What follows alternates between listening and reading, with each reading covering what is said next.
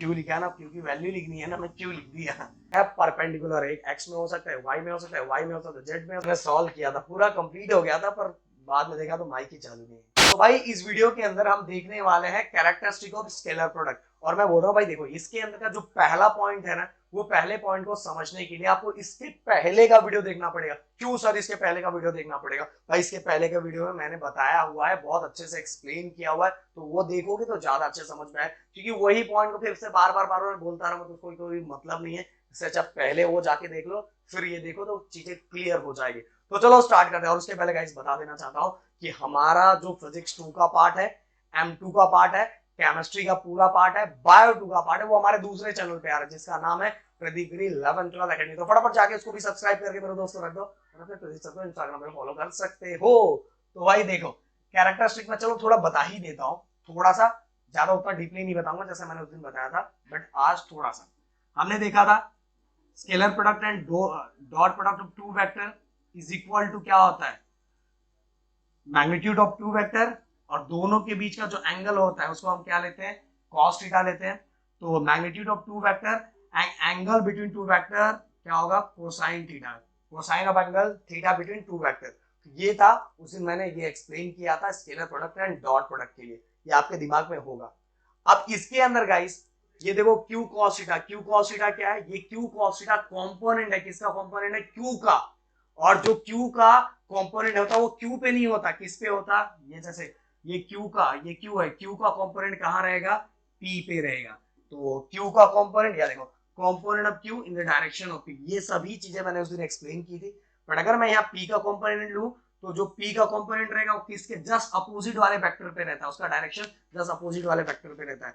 तो component of P bar in the direction of Q bar. Okay, ये चीजें मैंने एक्सप्लेन की है, इसको जाके इसके पहले वाले लेक्चर में बहुत अच्छी तरीके से देख लो।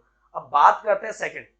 सेकंड में क्या दिया हुआ है guys, scalar product commutative law of vector को क्या करता है, फॉलो करता है। कम्यूटेटिव लॉ बहुत सिंपल है यार, ऐसा आपने किया ही है, बस ये बहुत बड़े बड़े नाम आ गए, काम वही है जो आप पहले भी करते हो। कम्यूटेटिव लॉ मतलब पी बार डॉट क्यू बार लिखा हुआ है, मतलब यहाँ मैं लिख के दिखाऊं आपको। एक चीज इंटरेस्टिंग बात बताओ, पूरा लेक्चर मैंने अब भी रिकॉर्ड किया है, बाद में देख रहा हूँ माइक ही नहीं चालू है क्या बोलूं यार, जिंदगी। तो कोई नहीं, आप लोग का प्यार ही काफी है। P bar dot Q bar equal P Q cos theta, P Q cos theta. तो भाई हम इसके अंदर कम्यूटेटिव लॉ ये कहता है कि हम इसको उल्टा भी कर सकते हैं, क्यू बार डॉट पी बार, मतलब ये क्या हो जाए, क्यू पी कॉस थीटा। मतलब हम इसको उल्टा कर सकते हैं, हम इसको उल्टा कर सकते हैं, पी बार डॉट क्यू बार पी क्यू कॉस थीटा, वो किसके इक्वल होगा, अगर हम यहाँ पी क्यू को क्यू पी भी कर देना तो भी क्या हो, वैल्यू चेंज होने वाला नहीं है, वैल्यू चेंज नहीं होगा। और इसी को हम क्या बोलते हैं, कम्यूटेटिव लॉ। सर पर ऐसा क्या स्पेशल है सर, 3 इंटू 2 भी वही होता है सर, 2 इंटू 3 भी वही होता है। भाई ये चीजें ना जब मैं क्रॉस प्रोडक्ट आपको पढ़ाऊंगा ना तो समझेगा, उसके अंदर बिल्कुल चीजें अलग है। अगर हम वहां उल्टा कर देंगे ना तो बहुत सारी चीजें चेंज हो जाती है। तो भाई इसीलिए इसको दिमाग में रखना कि यहाँ हम अगर स्केलर प्रोडक्ट के अंदर चीजों को उल्टा भी करेंगे तो भी वैल्यू चेंज होने वाली नहीं है। P Q cos theta equal to Q P cos theta, और यहाँ Q bar dot P bar पर वैल्यू वही का वही रहेगा, चीजें क्या रहेगी, सेम रहेगी, बिल्कुल चेंज होने वाला नहीं है। इसका मतलब स्केलर प्रोडक्ट क्या ओबे करता है, कम्यूटेटिव लॉ। अब आगे चलते हैं next. If theta equal to, देखो ये सब जो दिख रहा है ना, ये मैंने सॉल्व किया था, पूरा कंप्लीट हो गया था, पर बाद में देखा तो माइक ही चालू नहीं है, कोई बात नहीं। तो if theta equal to two vector are parallel to each other, थोड़ा ऊपर चला गया होगा, एक मिनट, ये देखो सब सॉल्व किया था मैंने, अभी क्लीन कर देता हूँ।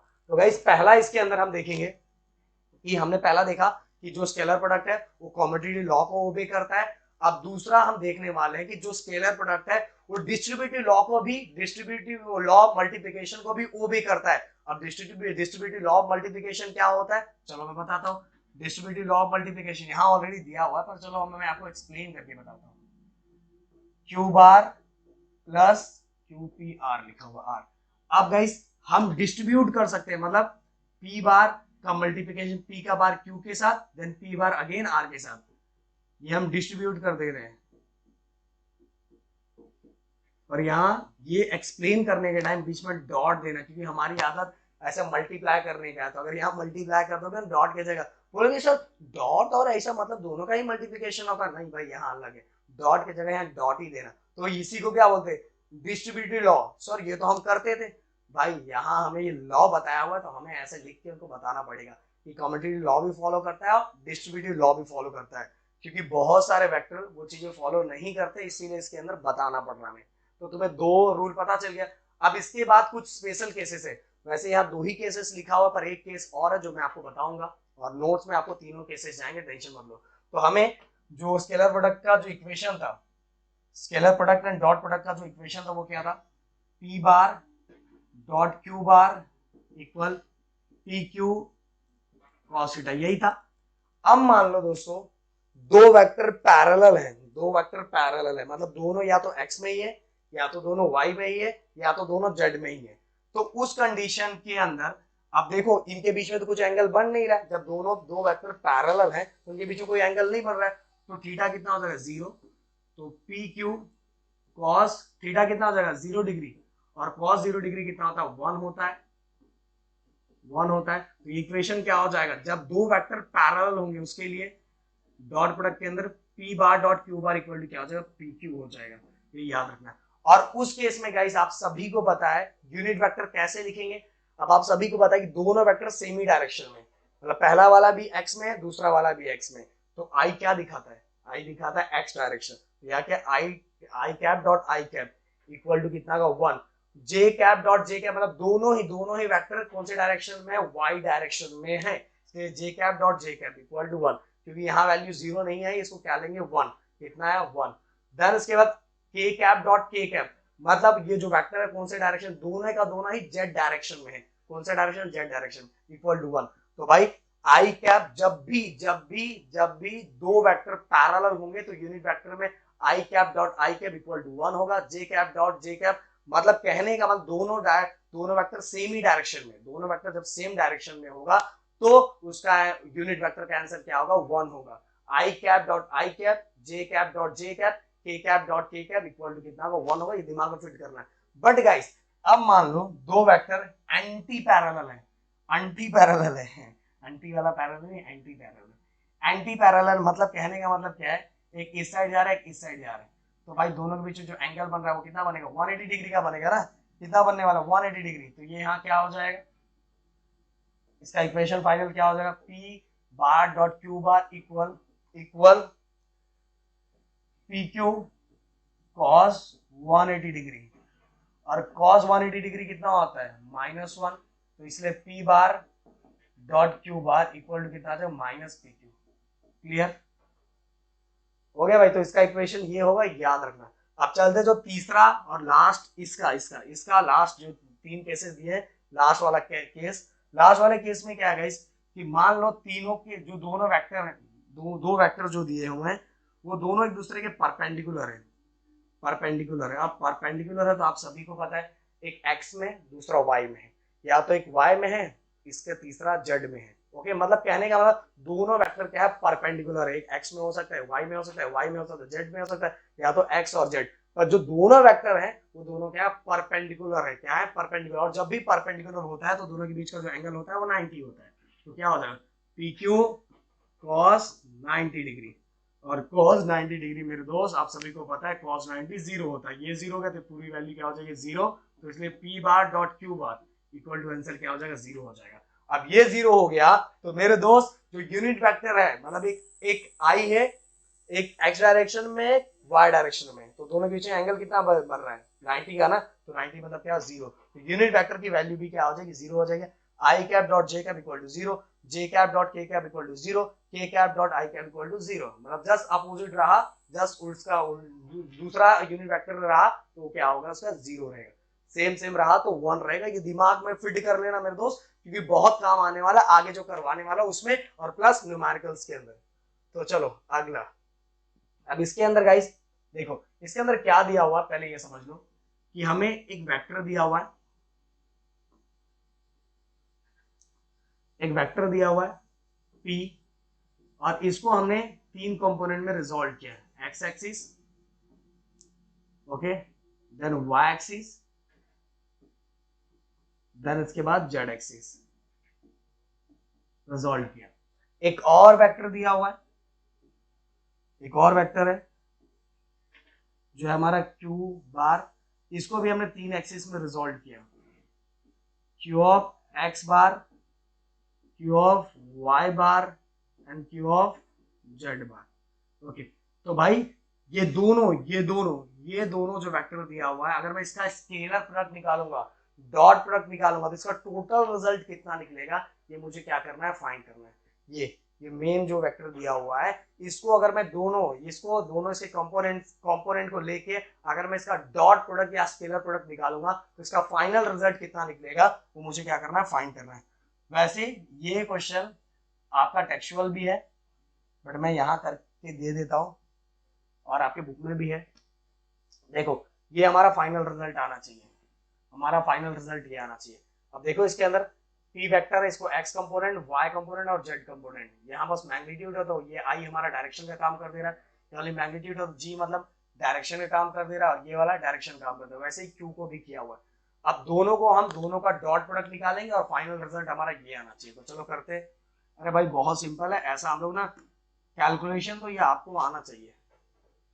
आप मुझे फटाक से बोल दो सर, हम कर लेंगे। P bar dot Q bar, दोनों का डॉट प्रोडक्ट निकालना है ना।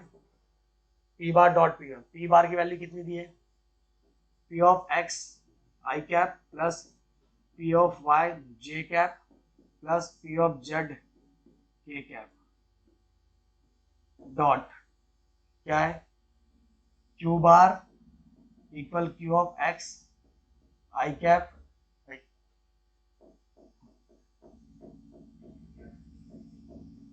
यहाँ क्यू लिखा है ना, क्यू की वैल्यू लिखनी है ना, मैं क्यू लिख दिया, क्यू ऑफ एक्स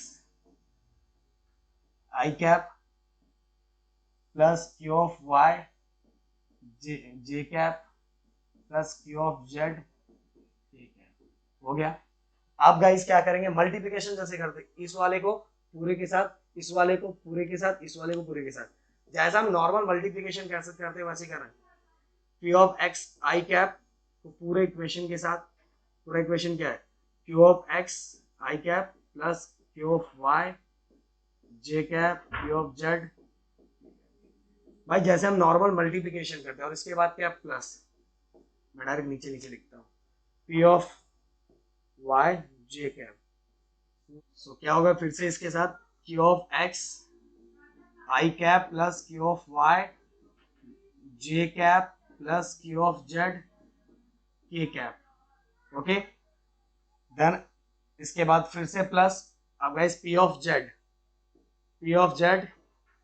के कैप, जैसे हम नॉर्मल मल्टीप्लिकेशन करते हैं यार मेरे दोस्त, पी ऑफ जेड को फिर से पूरे के साथ, Q of X I cap plus Q of Y J cap plus Q of Z K cap. Okay, मतलब पी ऑफ एक्स को पूरे के साथ, P of Y J cap को पूरे के साथ, पी ऑफ जेड को पूरे के साथ, ऐसा ही तो मल्टीप्लिकेशन हम करते हैं। और एक चीज और अभी बताना चाहूंगा, आज प्रॉब्लम की बरसात जम के हो रही है। हमारा ये वीडियो फिर से कंप्लीट हो गया, तो वहां देख रहे हैं हम लोग स्पेस ही कंप्लीट हो गया, आगे का रिकॉर्ड ही नहीं हुआ था, तो इसके आगे का मैं यहाँ से दिख रहा हूँ, ये जो डिजाइन दिख रहा है यहाँ से का फिर से रिकॉर्ड कर रहा हूँ। कोई बात नहीं, बस आप लाइक कर दो यार, ठोक दो इस पर लाइक बहुत ज्यादा। पी ऑफ एक्स, अब देखो गाइस, आपको मैंने अभी बताया था कि आई कैप डॉट आई कैप की वैल्यू 1 होती है, और अगर जस्ट अपोजिट या कुछ और अलग यूनिट वेक्टर हो तो उसका आंसर क्या होगा, 0 होगा। अब हम ब्रैकेट ओपन करेंगे, P of x Q of X, I cap कितना होगा, आई कैप 1 होगा, और क्या बचेगा, ये होगा P of x Q of x. हो गया। देन इसके बाद पी ऑफ एक्स को अगर क्यू ऑफ वाई के साथ करूंगा, तो यहाँ आई और जे है तो आंसर 0 आ जाएगा। यहाँ देखो तीसरा आई और के है तो आंसर 0 आ जाएगा। तो यहाँ बस पहले मल्टीप्लिकेशन में बस यही आएगा, पी ऑफ एक्स और क्यू ऑफ एक्स। अब दूसरा देखते हैं, पी ऑफ वाई, ऐसे एक एक नीचे लिखोगे तो ज्यादा अच्छे से रहेगा, बहुत सारे लड़के एक ही लाइन में लिख देते हैं, ऐसा लिखोगे तो ज्यादा अच्छा है। P of Y J cap I cap है, तो भाई पहला वाला तो 0 आएगा। अब दूसरा वाला जे और जे, ये भी जे है तो इसका आंसर आएगा, तो इसका हम लिखेंगे जे कैप 1 हो जाएगा, और क्या बचेगा, P of Y Q of Y, P of Y and Q of Y, P of Y and Q of Y.